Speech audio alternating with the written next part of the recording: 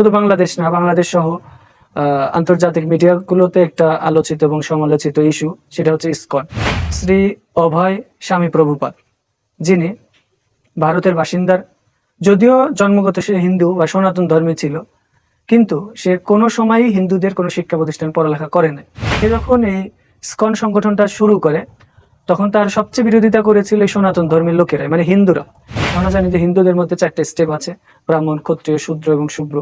এই যে শূদ্র যেটা আছে, ক্ষুদ্র এবং শূদ্র, এই শূদ্র হচ্ছে সর্বনিম্ন, যেটাকে তারা লিসা অথবা বলে যে ভগবানের, এটা হচ্ছে একেবারে পা থেকে এসেছে, মানে যেগুলো মেথর, কামার, চামার, এই জাতীয় মানুষকে তারা এইগুলো মনে করে। আমরা দেখলো যে মানুষেরা এই নিম্ন শ্রেণীর হিন্দুরা মুসলমান দলে দলে গ্রহণ করছে। তখন সে এই তার যে চৈতন্য যে দর্শন, এটা শুরু করলো যে মানুষ যাতে ভেদাভেদ না করে হিন্দুরা হিন্দুর মধ্যেই থাকে। মাত্র 15 বছরের মধ্যে এদের সদস্য সংখ্যা হয়ে যায় প্রায় 35,000। এমনকি বাংলাদেশে বর্তমানে প্রায় 71টার উপরে মন্দির আছে, ইসকন মন্দির। একটা লক্ষ্য উদ্দেশ্য হচ্ছে অখণ্ড ভারত প্রতিষ্ঠা করা, রামরাজ্য প্রতিষ্ঠা করা। এখন ভারতে প্রায় 50 লক্ষ হিন্দু, মানে মহিলা সংকট। তাহলে তাদের উপায় কি? এই পুরুষ যে ছেলেগুলো আছে, ছেলেগুলো দিয়ে মহিলাদের সাথে অবৈধ সম্পর্ক করে এগুলোকে বিয়ে শাদী করে ভারতে পাচার করা, অথবা ধর্মান্তরিত করা, অথবা সেটা পতিতালয়ে বিক্রি করা, অথবা সে মেয়েটা যদি ধর্মান্তরিত নাও হয়, তার সাথে শারীরিক ফিজিক্যাল সম্পর্ক করার পর পেটে বাচ্চা দিয়ে পালিয়ে আসে। করে বলে থাকবে যে মুসলিম নারীদেরকে ইমোশনাল ব্ল্যাকমেইল করার জন্য যে আমি ভালোবাসি তোমাকে, আমি মুসলিম হতে চাই, আমি ইসলামকে ভালোবাসি, ইসলাম আমার ভালো লাগে, ইসলাম শিখতে চাই। এরা কিন্তু কোনো আলেম উলামার কাছে শিখতে চাইবে না। মানে সাধারণ প্র্যাকটিসিং, অথবা বিশেষ করে তাদের টার্গেট মাদ্রাসার, বিশেষ করে কওমি মাদ্রাসার ছাত্রী, এরা হচ্ছে বেশি টার্গেট। রেফ করে হোক, অথবা বিভিন্ন সময় ইন্ডিয়াতে পাচার করে দেয়, পতিতালয়ে বিক্রি করে, অথবা কোনো সময় তাদেরকে বিক্রিও করে বিভিন্ন নিষিদ্ধ পল্লীতে। তো ময়মনসিংহে একটা ঘটনা হয়েছে যে প্রায় 8 বছর সংসার করেছে, 2টা বাচ্চা হয়েছে, সে মেয়ে জানতোই না যে সে অমুসলিম। এরপর 8 বছর পরে তাদের দেখে পালিয়ে গেছে, পরে জানতে পারে যে সে অমুসলিম। বাংলাদেশের গাজীপুরে এক মাদ্রাসার ছাত্রীর সাথে, সে আল্লাহ ভালো জানে, 13 বছর বয়সের ছাত্রীকে ধরে নিয়ে গেছে। সে গ্রুপ, মানে একাধিক জন তার সাথে শারীরিক সম্পর্ক করে 3 দিন রেখেছে, এরপরে বাড়িতে ফেরত দিয়েছে। হিন্দুদের সাথে আমাদের কোনো দ্বিধাদ্বন্দ্ব নেই, সে ধর্ম তার ধর্ম, সে মেনে চলবে, এতে আমাদের কিছু নেই। সমস্যা হচ্ছে ওখানে যেখানে হিন্দুর নাম ভাঙিয়ে মুসলিম নারীদেরকে এরকম লাভ জিহাদ বা ভাগুয়া লাভ ট্র্যাপ ইত্যাদি ট্র্যাপে ফেলে যখন তাদের সম্মান ইজ্জত ধূলিসাৎ করছে, এই জন্য আমরা ইসকনকে আমরা নিষিদ্ধ করার জন্য জোরালো দাবি জানাই। আসসালামু আলাইকুম রহমতুল্লাহ। আলহামদুলিল্লাহি ওয়াহদা ওয়াসসালাতু ওয়াসসালামু আলা মান লা নাবিয়্যা বা'দা, আম্মা বা'দ। قال الله تعالى في القرآن الكريم: أعوذ بالله من الشيطان الرجيم، بسم الله الرحمن الرحيم، يا أيها الذين آمنوا لا تتخذوا اليهود والنصارى أولياء، وقال رسول الله صلى الله عليه وسلم: من تشبه بقوم فهو منهم، رواه أبو داود। প্রশংসা আল্লাহর জন্য, সকলে বলে আলহামদুলিল্লাহ। দরুদ ও সালাম বর্ষিত হোক, সকলে বলি সাল্লাল্লাহু আলাইহি ওয়াসাল্লাম। দেশ এবং বিদেশ থেকে যারাই দেখছেন, সকলকে আল আনকাবুত টিভির পক্ষ থেকে আহলাল ওয়া সাহলাল মারহাবা। আজকে আমরা সমসাময়িক সাম্প্রতিক বিষয়ের মধ্যে একটি গুরুত্বপূর্ণ বিষয় ইসকন, এটি নিয়ে আলোচনা করব ইনশাআল্লাহ, যেটা নিয়ে মুসলিম সমাজ, শুধু বাংলাদেশ না, বাংলাদেশ সহ আন্তর্জাতিক মিডিয়াগুলোতে একটা আলোচিত এবং সমালোচিত ইস্যু, সেটা হচ্ছে ইসকন। ইসকন কি, কবে প্রতিষ্ঠা হয়েছে, তাদের লক্ষ্য উদ্দেশ্য কি, বাংলাদেশে বা কেন আসলো, কবে আসলো, আর কিভাবে তারা তাদের কার্যক্রমগুলো করছে, এটা নিয়ে আমরা আলোচনা করবো ইনশাআল্লাহ। বিশেষ করে পৃথিবীতে আমরা জানি যে কয়েক হাজার এনজিও আছে, বাংলাদেশে ইভেন 90,000-এর উপর এনজিও আছে। কোনোটা নিবন্ধিত, কোনোটা সরকার নিবন্ধিত না।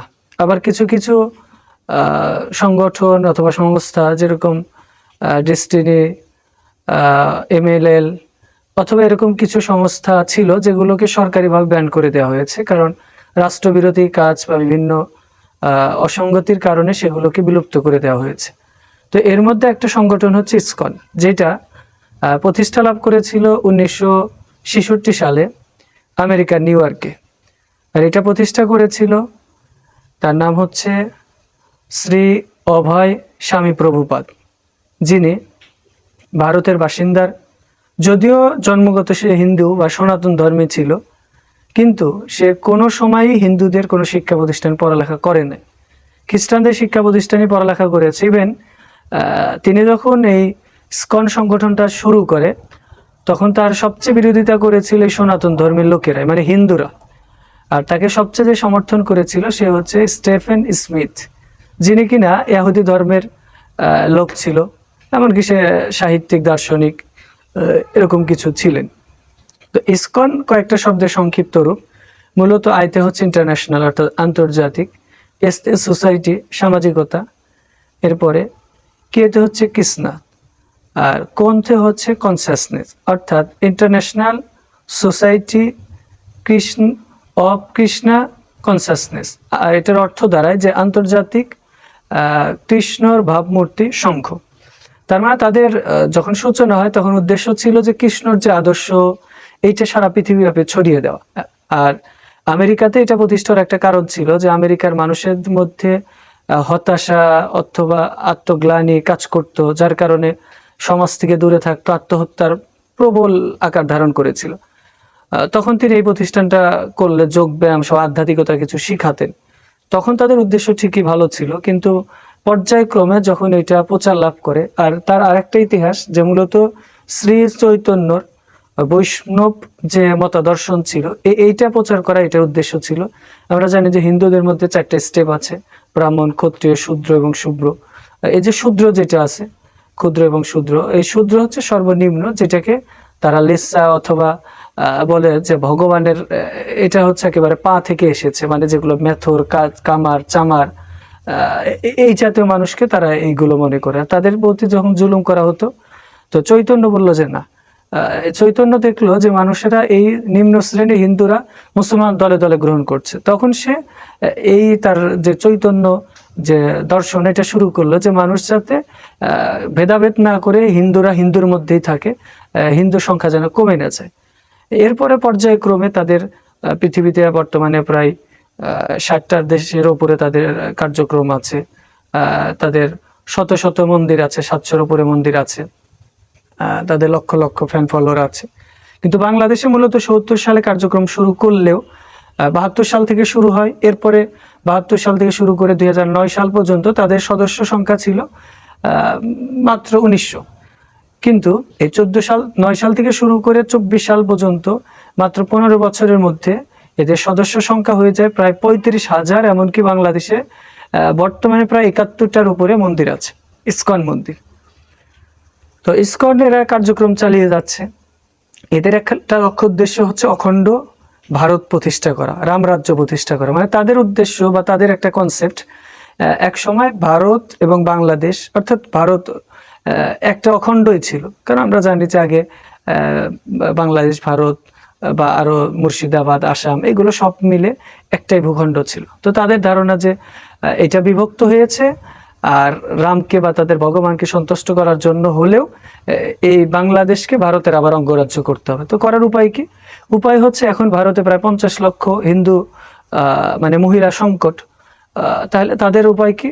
এই পুরুষ যে ছেলেগুলো আছে, ছেলেগুলো দিয়ে মহিলাদের সাথে অবৈধ সম্পর্ক করে এগুলোকে বিয়ে শাদী করে ভারতে পাচার করা অথবা ধর্মান্তরিত করা, অথবা সেটা পতিতালয়ে বিক্রি করা, অথবা সে মেয়েটা যদি ধর্মান্তরিত না হয় তার সাথে শারীরিক ফিজিক্যাল সম্পর্ক করার পর পেটে বাচ্চা দিয়ে পালিয়ে আসা। তার মানে কি, ওই তাদের মানে হিন্দুদের থেকে স্পান থেকে যে বাচ্চাটা নির্গত হলো, তার মানে অবশ্যই সে তাদের মতোই হবে, মানে অবৈধভাবে সন্তান জন্মগ্রহণ করল। এইটা মূলত তাদের লক্ষ্য উদ্দেশ্য থেকে তার এই কার্যক্রমগুলো চালিয়ে যাচ্ছে। তো এরা মৌলিকভাবে 5টা স্টেপ বা 5টা বিষয়কে সামনে রেখে মৌলিকভাবে তারা কাজ করে। তো এরা কিন্তু বিশেষ করে বলে থাকবে যে মুসলিম নারীদেরকে ইমোশনাল ব্ল্যাকমেইল করার জন্য যে আমি ভালোবাসি তোমাকে, আমি মুসলিম হতে চাই, আমি ইসলামকে ভালোবাসি, ইসলাম আমার ভালো লাগে, ইসলাম শিখতে চাই। এরা কিন্তু কোনো আলেম উলামার কাছে শিখতে চাইবে না। মানে সাধারণ প্র্যাকটিসিং অথবা বিশেষ করে তাদের টার্গেট মাদ্রাসার, বিশেষ করে কওমি মাদ্রাসার ছাত্রী, এরা হচ্ছে বেশি টার্গেট। তো এদেরকে এইভাবে ইমোশনাল বা ব্ল্যাকমেইল করে পরবর্তীতে শারীরিক সম্পর্ক করে, ভিডিও ধারণ করে, বিভিন্নভাবে একা হোক বা গ্রুপ সেক্স করার পরে তাকে ধর্মান্তর করার চেষ্টা করে। যদি হয়তো মানে বিয়ে যদি করে, ভালো ধর্মান্তর হলে স্বাভাবিকভাবে করে, যদি না হয় তাহলে তাকে রেফ করে হোক অথবা বিভিন্ন সময় ইন্ডিয়াতে পাচার করে দেয়, পতিতালয়ে বিক্রি করে, অথবা কোনো সময় তাদেরকে বিক্রিও করে বিভিন্ন নিষিদ্ধ পল্লীতে। তো তারা বিশেষ করে বলে যে ভাগোয়া লাভ ট্রাপ, মানে তাদের ভাগোয়া লাভ ট্রাক, এটার মূল উদ্দেশ্য হচ্ছে মূলত গেরুয়া শব্দ থেকে ভাগোয়া, মানে তাদের একটা পোশাক হচ্ছে গেরুয়া কালার। তো তাদের চিন্তা যে এই লাভ বা ভালোবাসার মাধ্যমে অথবা লাভ জিহাদের মাধ্যমে মুসলিম নারীদেরকে তাদের কবজা করে তাদের সম্মান ইজ্জত যেগুলো আছে এগুলোকে তারা ধ্বংস করে। এছাড়া তারা মুখরোচক বিভিন্ন কথা বলে, যেরকম যে আমি ইসলাম গ্রহণ করতে চাই, মুসলিম হতে চাই, এগুলো বলে মুসলিম নারীদেরকে ইমোশনাল ব্ল্যাকমেইল করে। এরপরে তারা শারীরিক সম্পর্ক জড়ানোর চেষ্টা করে। যদি এটাতেও ব্যর্থ হয় তাহলে কি তার সাথে বিভিন্ন গোপন জায়গায় যাওয়ার পরে কিছু কিছু ভিডিও করে, এরপরে সেই ভিডিওটা ধারণ করার পরে তার সাথে শারীরিক সম্পর্ক করে। এটাতেও যদি ব্যর্থ হয় তাহলে কি করে, তারা কালো জাদু, ব্ল্যাক ম্যাজিক করে। ব্ল্যাক ম্যাজিক করার ফলে কি হয় যে বিভিন্ন পানি পান করানোর মাধ্যমে হোক বা বিভিন্নভাবে হোক ব্ল্যাক ম্যাজিক করে সেই মেয়েটাকে তাদের কবজা করে। এছাড়া স্লিপিং পিলওয়ার, অর্থাৎ খাবারের মাধ্যমে চেতনানাশক ওষুধ খাওয়িয়ে তাকে চেতনানাশক করার পরে ওই অবস্থায়, ঘুমন্ত অবস্থায়, জ্ঞানহার অবস্থা, তার শরীরের নাউজুবিল্লাহ পোশাক খুলে উলঙ্গ করে বিভিন্ন স্পর্শকাতর জায়গাগুলোতে বিভিন্নভাবে তারা একা হোক বা গ্রুপ সেক্স করে, ছবি তুলে বারবার তাকে এইভাবে করতে থাকে। এছাড়াও তারা অনেক সময় কি হয়, মুসলিম হওয়ার ভান করে, পুরো পরিবার মুসলিম হয়ে যায় এমন হয়, কিন্তু মূলত কিছুদিন পরে তারা মুসলমানদের ইনফরমেশনগুলো নিয়ে বিভিন্ন মেয়েকে এইভাবে ধর্মান্তর করে। যেরকম ময়মনসিংহে একটা ঘটনা হয়েছে যে প্রায় 8 বছর সংসার করেছে, 2টা বাচ্চা হয়েছে, সে মেয়ে জানতোই না যে সে অমুসলিম। এরপর 8 বছর পরে তাদের দেখে পালিয়ে গেছে, পরে জানতে পারে যে সে অমুসলিম। তো এইভাবে, এছাড়া তারা বিভিন্নভাবে অপহরণ করে। যেরকম সম্প্রতি একটা ঘটনা ঘটে গেছে বাংলাদেশের গাজীপুরে, এক মাদ্রাসার ছাত্রীর সাথে, সে আল্লাহ ভালো জানে 13 বছর বয়সের ছাত্রীকে ধরে নিয়ে গেছে। সে গ্রুপ মানে একাধিক জন তার সাথে শারীরিক সম্পর্ক করে 3 দিন রেখেছে, এরপরে বাড়িতে ফেরত দিয়েছে। এরকম অহরহ ঘটনা তাদের হচ্ছে। অর্থাৎ আমরা আলোচনার শেষ দিকে বলতে চাই যে হিন্দুদের সাথে আমাদের কোনো দ্বিধাদ্বন্দ্ব নেই, সে ধর্ম তার ধর্ম, সে মেনে চলবে, এতে আমাদের কিছু না। কারণ পৃথিবীর সবচেয়ে সম্প্রীতির দেশ হচ্ছে বাংলাদেশ। এদেশে হিন্দু, খ্রিস্টান, কামার, রাজা, বাদশাহ সব একসাথে থাকে। কিন্তু সমস্যা হচ্ছে ওখানে, যেখানে হিন্দুর নাম ভাঙিয়ে মুসলিম নারীদেরকে এরকম লাভ জিহাদ বা ভাগুয়া লাভ ট্র্যাপ ইত্যাদি ট্র্যাপে ফেলে যখন তাদের সম্মান ইজ্জত ধূলিসাৎ করছে, এই জন্য আমরা ইসকনকে আমরা নিষিদ্ধ করার জন্য জোরালো দাবি জানাই। আর মুসলিম বোনদেরকে বলি যে আপনি যেহেতু মুসলিম বলে দাবি করেন, আল্লাহ রাব্বুল আলামিনের ভাষা সূরা মাইদা 5 নম্বর সূরা 51 নম্বর আয়াত, ইয়া আইয়ুহাল্লাযিনা আমানু লা তাত্তাখিযুল ইয়াহুদা ওয়ান নাসরা আউলিয়া, হে ঈমানদারেরা তোমরা মুসলিম ছাড়া অন্য কাউকে অন্তরঙ্গ বন্ধু হিসেবে গ্রহণ করো না। এছাড়া আল্লাহ রাব্বুল আলামিন সূরা আল ইমরানের 28 নম্বর আয়াতে বলছেন, লা ইয়াত্তাখিযুল মুমিনুনাল কাফিরুন আউলিয়া মিন দুনিল মুমিনুন, একজন মুমিন ব্যক্তি কখনো মুমিন বা মুমিনা ছাড়া কাউকে বন্ধু হিসেবে গ্রহণ করতে পারে। একজন নারী তো মাহারাম পুরুষ ছাড়া গয়রে মাহারামের সাথে কথাই বলতে পারে না, সেখানে অমুসলিম তো দূরের কথা, না আউযুবিল্লাহ। এই জন্য সাবধান থাকবেন। নিজের জীবন যৌবন এটা আল্লাহর নিয়ামত, এটা দিয়েছে ইসলামের কাজে, দিনের কাছে বৈধভাবে। আপনার প্রয়োজন হলে অভিভাবকের মাধ্যমে বিয়ে বসে যান, কিন্তু অমুসলিমের কাছে এরকম কথায় মজে যে তাদের সাথে শারীরিক বা এরকম কিছু করে পরবর্তীতে হয়তো অনশন করবেন বা নিজের জানতাম না ইত্যাদি ইত্যাদি বলবেন, এই হা হাউতাশ করে কোনো লাভ নেই। এর কারণে আপনার কারণে মুসলিম জাতি অপমানিত হবে। তো এই জন্য মুসলিম বোনদেরকে বলবো, অভিভাবকদের বলবো, আপনারা সতর্ক এবং সাবধান হন। এবং যারা মিডিয়া আছে অথবা আমাদের রাষ্ট্র পর্যায়ে যারা আছে তাদেরকে বলবো যে আমরা মুসলিম, আমাদের ইমানের দাবি যে দেশ এবং ইমান বাঁচাতে হলে ইসকনকে নিষিদ্ধ করতে হবে। কারণ ইসকন এটা হচ্ছে একটা জঙ্গি সংগঠন, এটা আসলে মানবতার প্রচারের আড়ালে মানুষকে খাবার দেওয়ার নামে, অসহায়কে সহযোগিতার নামে এরা মানুষের ইমোশনাল ব্ল্যাকমেইল করে মানুষের ইমান এবং আমল নষ্ট করার চেষ্টা করছে। আল্লাহর কাছে দোয়া করছে, আল্লাহ আপনি আমাদেরকে এই সমস্ত ইসকন সহ যত ভ্রান্ত ফেরকা আছে এগুলো থেকে হেফাজত করুন, মুসলিম জাতিকে, বিশেষ করে মুসলিম বোনদেরকে সঠিক বুঝ দান করুন, আমিন। আল্লাহ আপনি আমাদের সকলকে কবুল করুন, আমিন। আসসালামু আলাইকুম ওয়া রাহমাতুল্লাহ।